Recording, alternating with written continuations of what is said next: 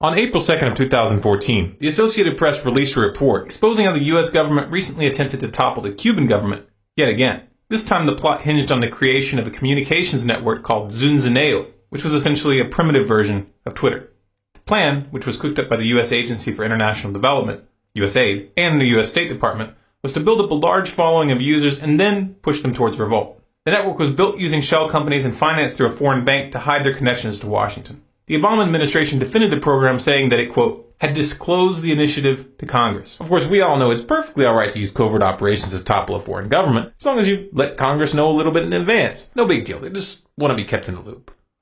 As shocking and absurd as these revelations may be to the general public, the truth of the matter is that this is just the tip of the iceberg. The U.S. government and its allies have been using the internet as a covert weapon for some time now. Much of the evidence of these activities got mainstream coverage, but the corporate media is very careful not to refer to that evidence in the context of current events. So, let's connect a few dots here. In 2011, it came to light that the U.S. military had developed a sock puppet software for creating and managing fake online identities. These sock puppet accounts were to be used to spread propaganda on social media sites, forums, and blogs. The software, which was described as an online persona management service, allows one soldier to control up to 10 separate identities based all over the world. When this program was exposed, the U.S. government claimed that the program was never to be used on English-speaking audiences. Considering that these are the same people who swore up and down that the NSA surveillance program never targeted U.S. citizens, we can take that with a grain of salt. But it's worth noting that they explicitly acknowledged in their statement that the program was intended for covert operations in foreign countries. A leaked document recently made public by Glenn Greenwald showed that the UK's GCHQ has been running a similar program through a unit called the Joint Threat Research Intelligence Group, or JTRIG. According to the documents, JTRIG relies on two primary tactics. One, the injection of false material into the internet in order to destroy the reputation of its targets. And two, the use of social sciences and other techniques to manipulate online discourse and activism towards desired outcomes. Among the methods promoted in the document were false flag operations, posting material to the internet and falsely attributing it to someone else, fake victim blog posts pretending to be a victim of the individual whose reputation they want to destroy, posting, quote, negative information on various forums, luring targets into sexual encounters in order to destroy their reputations, sending emails and text messages to the target's friends, neighbors, and coworkers, and, quote, crafting messaging campaigns to go viral. The documents place an emphasis on using online techniques to trigger events in the real world. Now remember that the copycat Twitter network designed to topple Cuba was put together by USAID. USAID maintains a public front of humanitarian aid and democracy promotion. But the Cuba scandal confirms what many geopolitical analysts have been saying for years, that USAID, like its sibling the National Endowment for Democracy, is nothing more than a branch of the U.S. intelligence apparatus in disguise. This confirmation also further exposes Washington's hand in toppling the Ukrainian government earlier this year. Remember Victoria Nuland, the U.S. State Department diplomat who got caught in a leaked phone call discussing who should and should not be allowed in the new Ukrainian government? What do you think? I think we're in play.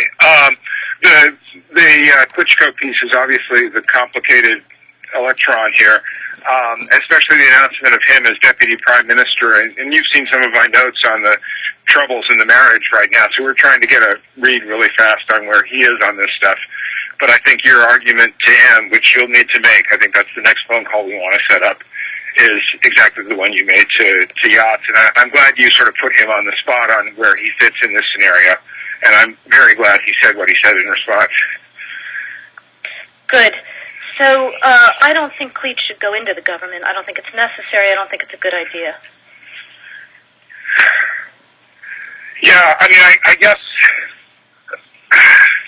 you think, in terms of him not going into the government, just let him sort of stay out and do his political homework and stuff.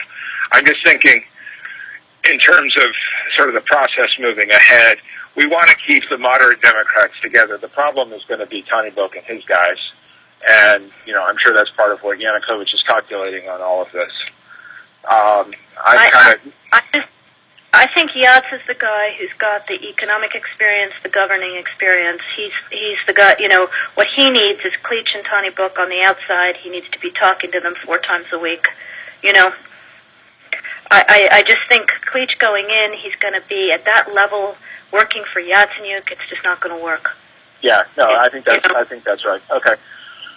In December of 2013, that same Victoria Nuland made a speech at the U.S.-Ukraine Foundation, in which she talked about how the U.S. government had invested over $5 billion in Ukraine since 1991 to strengthen democracy.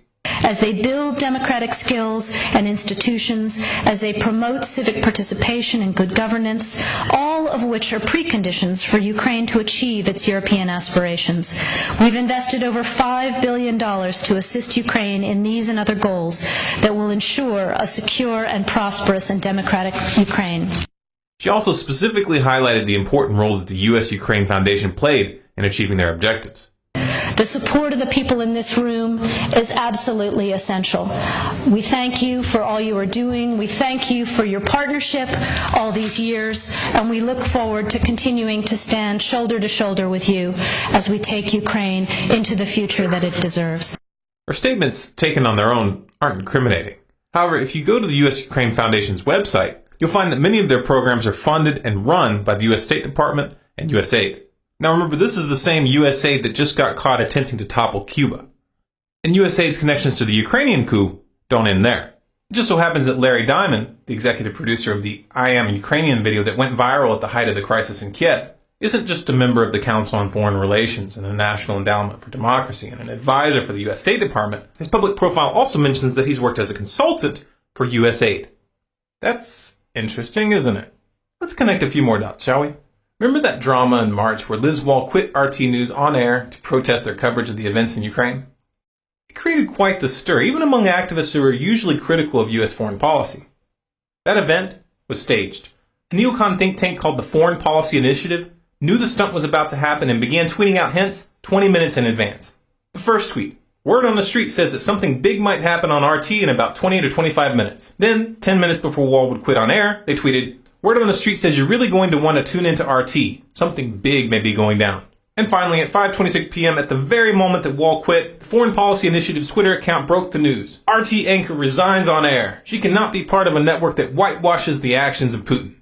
Remember our little friend Victoria Nuland? Just so happens that her husband, Robert Kagan, sits on the board of directors for the Foreign Policy Initiative. Wow. What a coincidence. An organization that Victoria Nuland's husband controls launches a smear campaign against RT at a time when RT is one of the few major outlets broadcasting her leaked audio. You almost get the impression that there might be a connection there.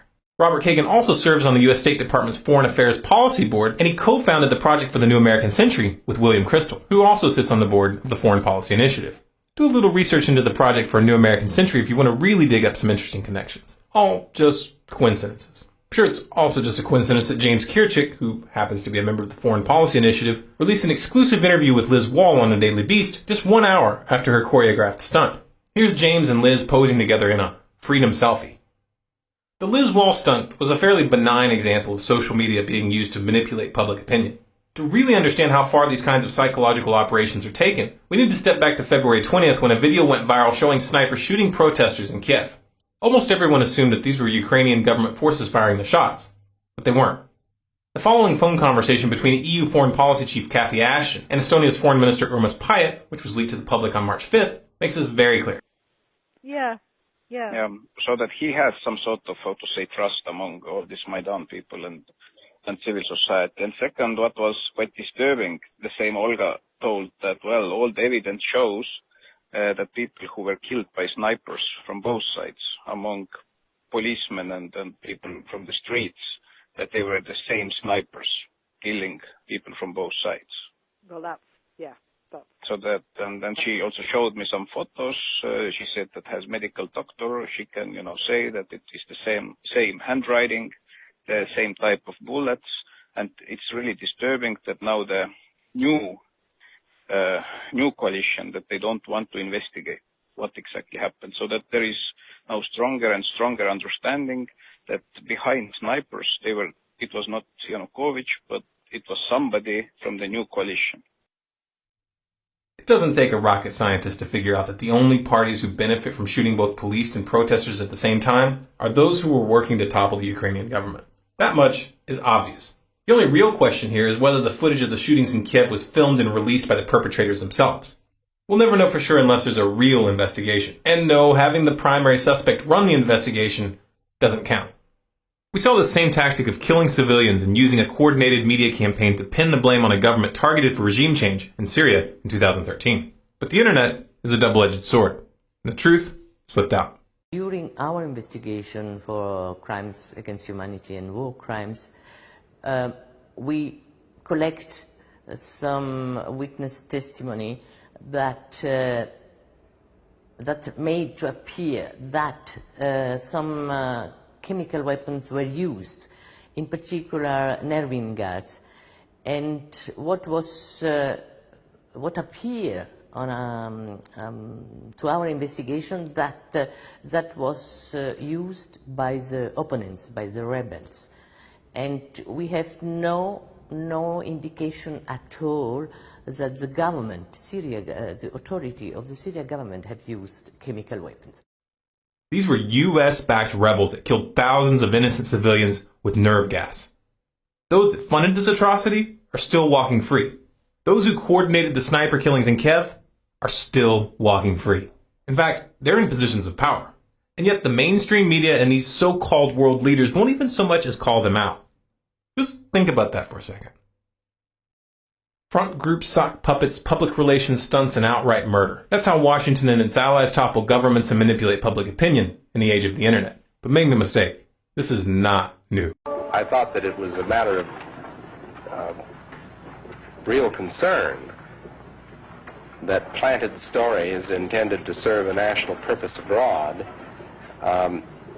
came home and were circulated here and believed here, because this would mean that the CIA could manipulate the news in the United States by channeling it through some foreign country.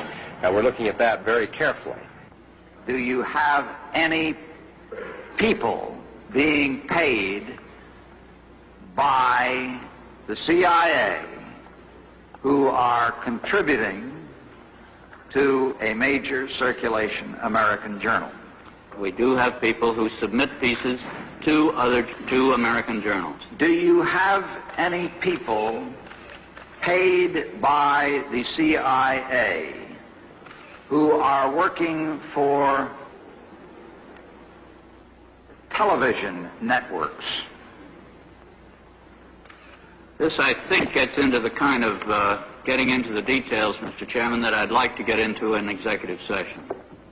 At CBS, we had been contacted by the CIA. As a matter of fact, by the time I became the head of the whole News and Public Affairs operation in 1954, ships had been established, and I was told about them and asked if I'd carry on with them. Do you have any people being paid by the CIA who are contributing to the national news services, AP and UPI? Well, again, I think we're getting into the kind of detail, Mr. Chairman, that I'd prefer to handle in executive session. If you're tired of the mainstream media's lies and you'd like to see those lies broken down with well-researched and well-documented articles and videos on a regular basis, go to our website, scgnews.com. There you can sign up for email updates if you'd like to receive an email notification when new content is added to the site, or look up SCG News and Storm Clouds Gathering on Facebook, Twitter, and Google+. And don't forget to subscribe to this channel, Storm Clouds Gathering, on YouTube.